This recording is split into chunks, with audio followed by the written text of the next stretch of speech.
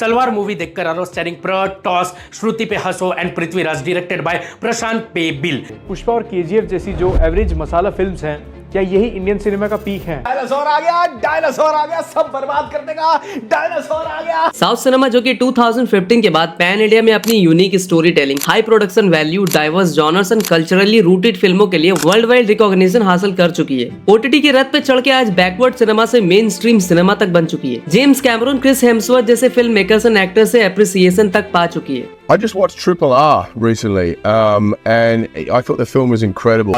Yeah. Talk about that film. What do you think of that?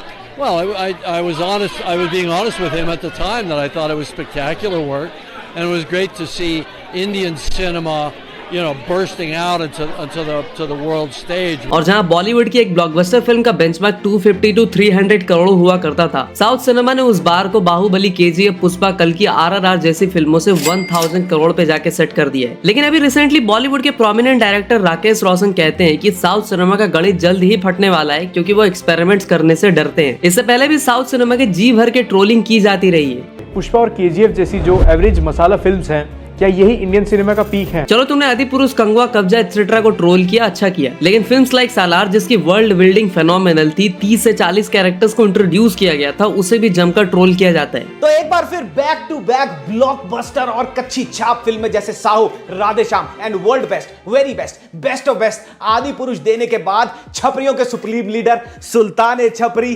Prabhas अन्ना एक बार फिर आ गए हैं एक ऐसी पिक्चर लेके जिसको देखने के बाद आपको टट्टों का कैंसर तो कंफर्म है। ऐसा भी हो सकता है ना कि फिल्म को इतना डार्क में इसलिए रखा है ताकि आप प्रभास का एक्सप्रेशन नोटिस ना कर पाओ। और ये हेट बाहुबली से लेकर Pushpa 2, RRR and so on चलते जा रही है। अरे आरआरआर को तो रसूल पकोटी जैसे लोगों ने गे फिल्म तक बता दिया था। इवन उनके स्टार्स लाइक अल्लू अर्जुन को कल्लू अर्जुन कहना, प्रभास को प्रभोज, थलापति को अगरबत्ती एक्सेट्रा। तो आज ये यूट्यूबर साउथ सिनेमा को इतना हेट क्यों दे रहे हैं? इसके पीछे क्या कोई प्लान्ड स्ट्रेटेजी है, या फिर सच में साउथ सिनेमा ये हेट, ये ट्रोलिंग डिजर्व करती है? तो ये एक अल्टीमेट रिप्लाई वीडियो होने वाली है, जिसमें आज तुम्हारा लैडर भाई अपने हाथ गंदे करके यूट्यूब के गटर में पल रहे कुछ यूट्यूबर्स के चूतर से कबूतर निकालेगा और आपको इंडियन सिनेमा की कुछ अननोन और डार्क बातें भी बताएगा। तो ढोलकपुर की डबल ढोल की यूट्यूबर्स को करते हैं एक्सपोज। तब तक वीडियो को लाइक कर दो, क्योंकि आज करने वाला हूं मैं काफी सारी चीजें डिस्क्लोज। तो देखो, बॉलीवुड के अगेंस्ट जब हेटरेट फैला था तो उसके 5 सबसे बड़े रीजन थे। फर्स्ट, प्लेगैरिज्म या रीमेक की फैक्ट्री। सेकंड, एनआरआई की दलाली करने वाली इलियट क्लास की 14 वाली फिल्में। Third, disrespect of religious sentiment. Fourth, worst writing. And fifth, nepotism and murder of SSR. और यही रीजन रहा कि सालों तक इंडियन सिनेमा को डोमिनेट करने वाली इंडस्ट्री पिछले 4-5 साल से स्ट्रगल कर रही है। और इसलिए फ्यूचर को एनालाइज करते हुए एसआरके ने पहले ही साउथ के डायरेक्टर के साथ जवान जैसी ऑल टाइम ब्लॉकबस्टर फिल्म दे दी। उसके बाद आमिर से लेकर बॉबी देओल, वरुण धवन, इवन सलमान खान भी बॉलीवुड के साथ काम करने के बजाय साउथ की इडली सांभर खानी पसंद की। और सलमान ने फिल्म फेयर में तो यहाँ तक कह दिया कि बॉलीवुड सिर्फ कुछ इलियट क्लास के एनआरआईज के लिए फिल्में बनाता है। क्योंकि आजकल के कुछ डायरेक्टर्स जो मैं जिनके साथ मैंने इंटरेक्ट किया है, नाम भी ले सकता हूँ लेकिन लूँगा नहीं, वो पूरे हिंदुस्तान को कोलाबा से लेके अंधेरी तक के समझते हैं, जो कि वो हिंदुस्तान नहीं है। हिंदुस्तान है वो रेलवे स्टेशन के उस तरफ से स्टार्ट होता है, ईस्ट से स्टार्ट होता है। तो आजकल के एक बड़े ही कूल डायरेक्टर्स एंड प्रोड्यूसर्स के एक इस टाइप की पिक्चर बनाएंगे, वो पिक्चर चलती नहीं है। और सलमान खान तेलुगु सिनेमा के prominent director A R Murugadoss के साथ जो फिल्म कर रहे हैं सिकंदर, पता है IMDb ने उसे 2025 की मोस्ट एंटिसिपेटेड फिल्मों के लिस्ट में नंबर 1 पे रखा है। सो इस वीडियो को भी हमने 3 पार्ट्स में सेग्रीगेट किया है। First, why so much hate. Second, do they deserve so much hate. And third, who will dominate the box office in future.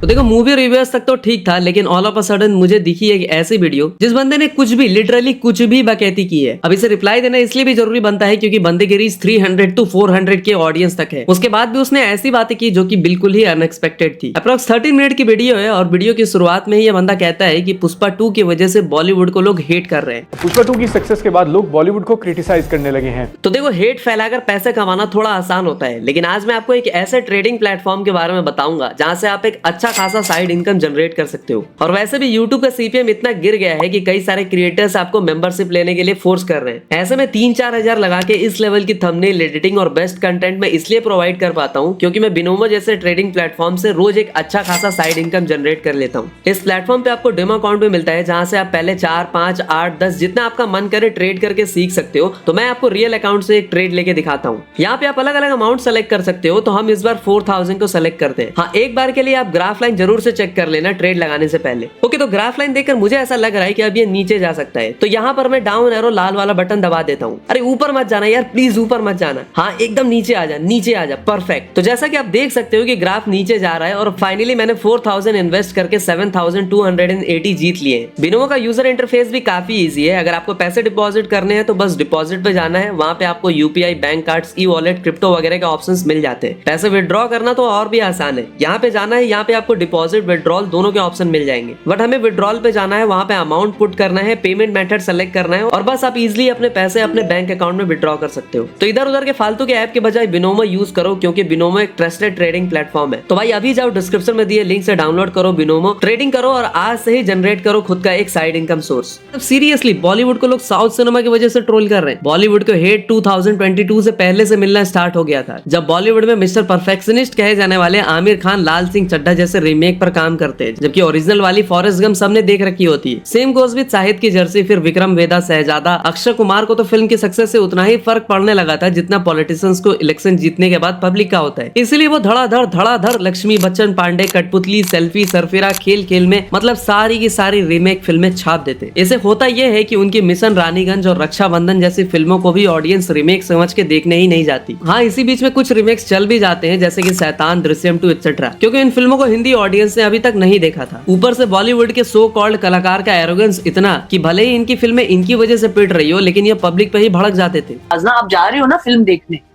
तो मत जाओ। Nobody has forced you.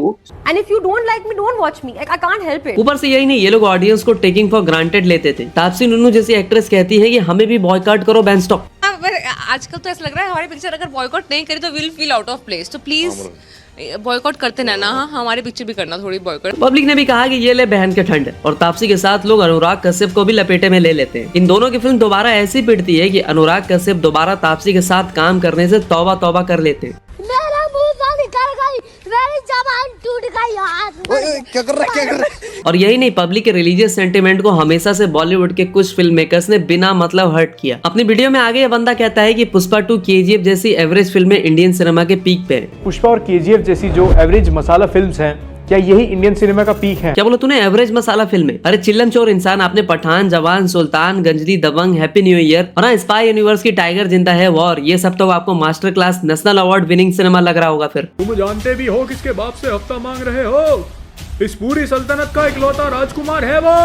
2 GB RAM पे फ्री फायर खेलने वाला है वो। विराट कोहली को बैटिंग सिखाने वाला है वो। देखो, बॉलीवुड का डोमिनेंस, स्टार पावर सालों से चल रहा था। Even through out the world Indian cinema was known for Bollywood. लेकिन आज वो पिक्चर चेंज हो रही है जिसकी वजह से बॉलीवुड के कुछ सेलेब्स की सुलगनी इट्स क्वाइट ऑब्वियस। जैसा अपनी वीडियो में स्टीरियोटाइप करके इस बंदे ने साउथ को पोर्ट्रे किया, इससे पता चलता है कि ये जानबूझकर नेगेटिव बातें कर रहा है। हो सकता है कुछ चंद लोगों को इंप्रेस करना चाहता हो, या फिर ये बंदा साउथ सिनेमा को ठीक से जानता ही नहीं है। और साउथ की 4 इंडस्ट्री मूवी मेकिंग में अपनी अलग अलग स्पेशलिटी के लिए जानी जाती है। जैसे टॉलीवुड या Telugu cinema known for experimental big budget cinema, but उन्होंने स्मॉल बजट और एक्सपेरिमेंटल फिल्में भी बनाई है, लाइक उपेन्ना, कार्तिकेय 2, हनुमान वगैरह। वैसे कॉलीवुड यानी तमिल सिनेमा अपनी सोशल इश्यूज पर बेस्ड फिल्मों के लिए जानी जाती है, जैसे कि असुरन, कर्णन, वड़ा चेन्नई, बिगिल, जय भीम, सुरारी पोट्टरू। लेकिन इसके अलावा उन्होंने मास सिनेमा लाइक विक्रम, लियो, मास्टर, कैथी जैसी फिल्में भी बनाई है। Kannada industry culturally rooted stories बनाने के लिए फेमस है, जैसे कि कांतारा, रंगी तरंगा, काटेरा, 777 चार्ली। लेकिन उन्होंने केजीएफ, बगीरा जैसी मास फिल्में भी बनाई। और मलयालम सिनेमा जो कि कंटेंट ड्रिवन सिनेमा के लिए जानी जाती है, वो भी मार्को जैसी मास और इंडिया मोस्ट ब्रूटल फिल्म भी बना सकती है। आगे बंदा कहता है कि साउथ स्टार्स का स्टारडम ही उनकी फिल्मों का अच्छा खासा कलेक्शन करने में मदद करती है।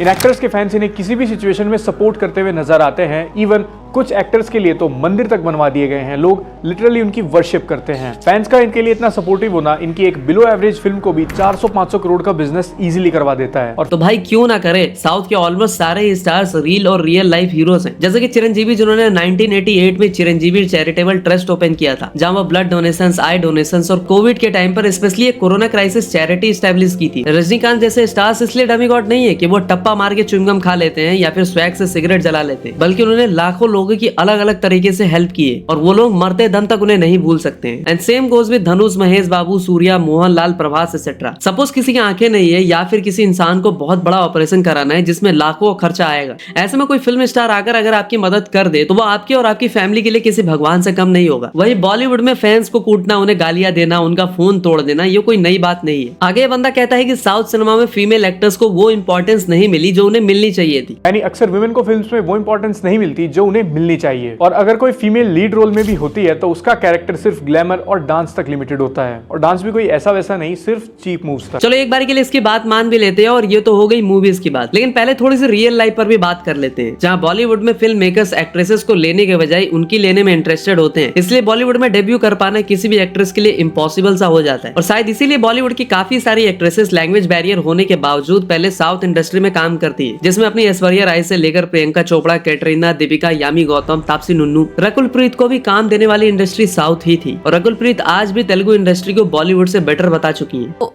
Bunny told me at that point, you know, I want to take Telugu film industry at an international level. And I remember the focus and the thought that he said it with. And today with Pushpa, the kind of love he has got, and with Pushpa 2 being, you know, so somewhere of course I think everyone had it in their minds. And I'll tell you what I love about that industry the most is कि वहाँ unity बहुत है। रही बात female star को recognition मिलने की, तो रवीना टंडन जिन्हें बॉलीवुड में कोई ढंग का काम नहीं मिल रहा था, उन्हें KGF 2 जैसी फिल्म में लीड एक्ट्रेस का कैरेक्टर मिलता है। बॉम्बे आती थी तो मुंबई आती थी तो सारे बोलते थे अरे वेट पुट ऑन किया, और मैं वहां जाती थी, साउथ में जाती तो बोलते थे अरे आप इतनी पतली क्यों हो गई है, खाओ खाओ। इसके अलावा साउथ की वुमेन एम्पावरमेंट पर बेस्ड कुछ फिल्मों के लिस्ट बता रहा हूँ, पक्का आपने देखी तो नहीं होगी, तो आज से ही देखना स्टार्ट कर देना, जिसमें महानती गार्गी, अम्मू, रुद्रमा देवी, मैडम गीता रानी, अरूबी 36, वयादी नायल 22, फीमेल कोट्टियम जैसी फिल्में भी शामिल। और क्या ये साउथ के आइटम सॉन्ग्स बड़े घटिया होते हैं? तो भैया मुन्नी की बदनामी, शीला की जवानी, जलेबी बाई, चिकनी चमेली, हलकर जवानी, फेविकॉल, ये सब के सब आइटम सॉन्ग्स नहीं थे तो क्या अनूप जलोटा का कीर्तन चल रहा था? भाई साहब कुछ ज्यादा नहीं हो गया ये? मतलब कुछ भी। और रही वोमेनाइजर या मिसोजॉनी की बात, तो भाई अपने पुष्पा राज तो अपनी बीवी के कहने पर CM तक बदल देता है। वीडियो के एंड में यह बंदा कहता है कि साउथ वाले रेसिज्म फैलाते हैं, वो लोग बस गोरी चिट्टी हीरोइंस को कास्ट करते हैं। कल्चर और लोगों के रिप्रेजेंटेशन की बात होती है तो फिर साउथ इंडियन फिल्म्स में फीमेल लीड के लिए फेयर स्किन होना इंपॉर्टेंट क्यों हो जाता है? तो देखो सालों से हम इंडियंस के दिमाग में ये बात भर दी गई है कि फेयर स्किन मतलब सुंदर एंड डार्क स्किन टोन मतलब कि वो सुंदर नहीं है। देखो कुछ हद तक इस बंदे की बात ठीक भी है, लेकिन फिर भी नयनतारा, मृणाल ठाकुर, कीर्ति सुरेश ये भी तो साउथ से ही आती हैं। Apart from that Arshad Warsi को प्रभास को जोकर कहना, प्रभास का उस पर कोई रिप्लाई नहीं आना, ये एक मैच्योर इंसान की निशानी है। और ऐसा नहीं है कि अरशद वारसी का पहला कमेंट था for south cinema and their stars. इससे पहले भी ही सेड वंस की ज्यादा सोचने की जरूरत नहीं है, ज्यादा दिमाग क्रैक करने की जरूरत नहीं है। अब देख लो साउथ की फिल्मों में गाड़ियां उड़ रही है, लोग उड़ रहे हैं, सब पॉपकॉर्न खा रहे हैं, पिक्चर देख रहे हैं और घर चले जा रहे हैं। ओके, तो अब कुछ दूसरे डबल ढोल की यूट्यूबर्स पर भी बात कर लेते हैं। तो ऐसा कहा जाता है कि कीड़ा हमेशा दिमाग में हो, ये जरूरी नहीं है। तो हमारे कुछ यूट्यूबर्स भाई लोग Lord of rings, Harry Potter, GOT का गुणगान करने में कोई कसर नहीं छोड़ते, लेकिन जब सालार जैसी फिल्म आती है तो वो जी मर्जी ट्रोलिंग करते हैं। तो एक बार फिर बैक टू बैक ब्लॉकबस्टर और कच्ची छाप फिल्में जैसे साहू,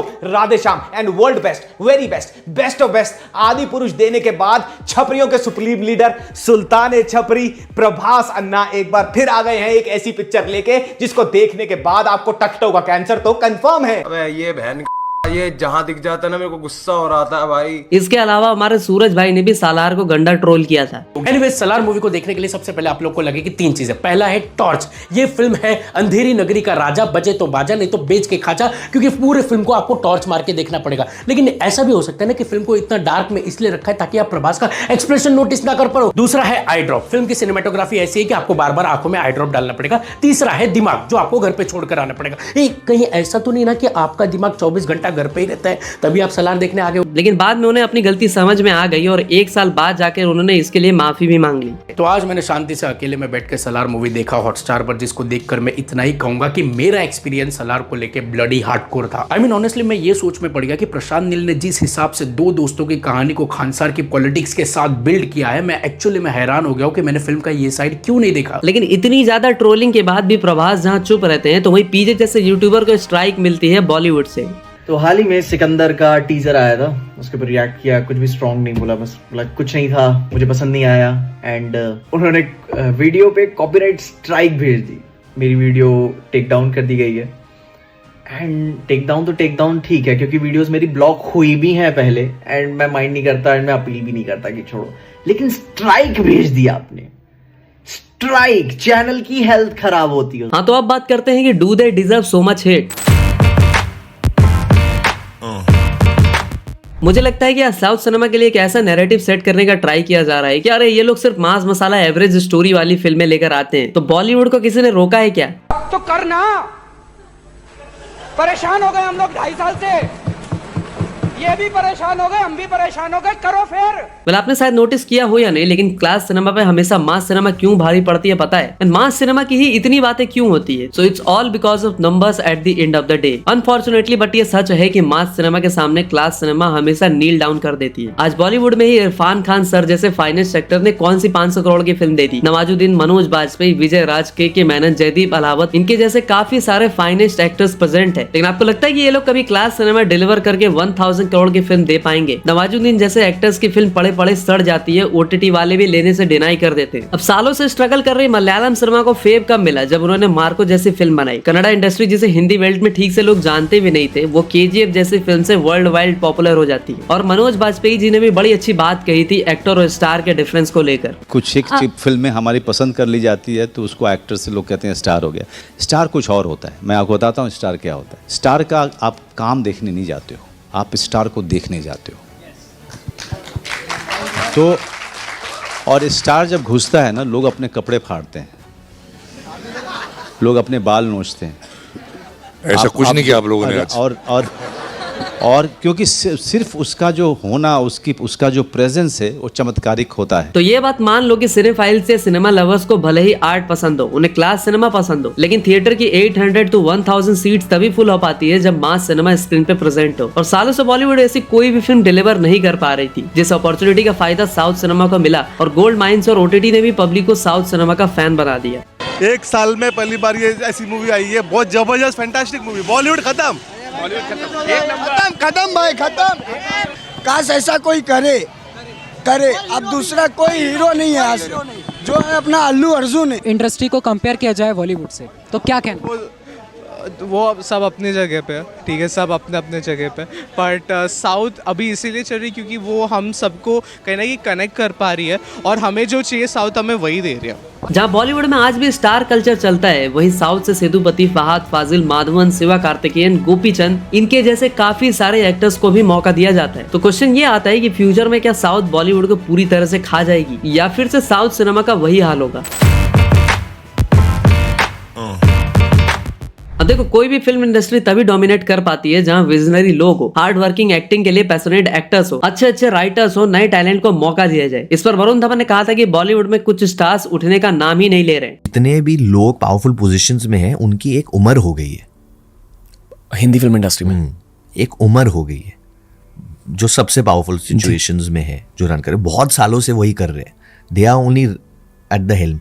अभी वो लोग शायद रिकग्नाइज नहीं कर रहे। एक होता है टू चेंज विद टाइम्स, हम सबको करना पड़ेगा, वरना हम लोग रेलेवेंट नहीं रहेंगे। मैं भी नहीं रहूंगा अगर मैं नहीं करूंगा। ऐसे में साउथ सिनेमा के पास आज रिच स्टोरी टेलिंग है, यूनिक नैरेटिव लेकर आने वाले राइटर्स हैं। उन्होंने क्लास के साथ मास सिनेमा का तालमेल बैठाना भी सीख लिया है, और फिल्म पर 500 से 600 करोड़ के मैसिव बजट भी उनके लिए बड़ी बात नहीं है। स्टार पावर का पावर हाउस भी उनके पास है। अपने ट्रेडिशन और कल्चर को भी वो काफी सही तरीके से पोर्ट्रे करना जानते हैं। इवन आज स्ट्रीमिंग प्लेटफॉर्म्स भी उनकी फिल्मों को 150 से 200 करोड़ में रिलीज होने से 6-7 महीने पहले खरीद लेती है। और शायद इसीलिए बॉलीवुड के काले भविष्य की प्रेडिक्शन राइट विंग और लेफ्ट विंग वाले मिलकर कर रहे हैं। बॉलीवुड फिल्म्स में कोई इमेजिनेशन तो है ही नहीं, और साथ में जो पुराना बॉलीवुड मसाला होता था अब वो भी नहीं रहा। बॉलीवुड अपनी आत्मा को खो चुका है। और खुद को धीरे धीरे खत्म कर रहा है। तो अब इसी बॉलीवुड की एरोगेंस को खत्म करने के लिए apparently south industry, particularly Telugu और कन्नड़ा इंडस्ट्री ने बॉलीवुड के गढ़ में एंट्री ले ली है। लगता है कि वो कह रहे हैं कि अगर आप अपनी ऑडियंस को एलिनेट करना चाहते हैं तो कोई बात नहीं, हम आपकी ऑडियंस को ले लेंगे। हिंदी फिल्मों को लेकर बहुत सारे दर्शक जो हैं उनकी आम शिकायत या कंप्लेंट होती है कि ये लोग बहुत ज्यादा वेस्टर्नाइज हो गए। हिंदी फिल्मों के डायरेक्टर्स को पता नहीं क्यों ये लगने लगा है कि मल्टीप्लेक्स में जाने वाली जनता फिल्मों में एक्शन पसंद ही नहीं करेगी। वो एक्शन फिल्में बनाते भी हैं तो बहुत नकली लगती है, इसलिए वो ऐसी फिल्में बना रहे हैं जिससे किसी भी लेवल पर ज्यादा लोग कनेक्ट नहीं कर पा रहे। इससे आपको अब तक समझ में आ गया होगा कि बॉलीवुड का दिया काफी सालों से फड़फड़ा रहा है, जो कि आज बुझने के कगार पर है। अगर इसमें कंटेंट का तेल नहीं डाला गया तो जल्दी ये बुझ भी जाएगा। और कुछ ही सालों बाद बच्चों के सिलेबस में बॉलीवुड के फॉसिल्स और उनके डाउनफॉल की कहानी भी पढ़ाई जाएगी। तो भाई आज की वीडियो हमारी दूसरी वीडियो से थोड़ी अलग थी। आपको ये वीडियो पसंद आई हो तो इसे शेयर करो। और आप में से सिर्फ 10% ऑडियंस ही सब्सक्राइब करते हो, तो भाई तकलीफ होती है, जाओ और अभी सब्सक्राइब करो। Once again no hate for anyone, वो उनका पर्सपेक्टिव है। तो मिलते हैं एक और इंटरेस्टिंग वीडियो के साथ, तब तक के लिए हर हर महादेव।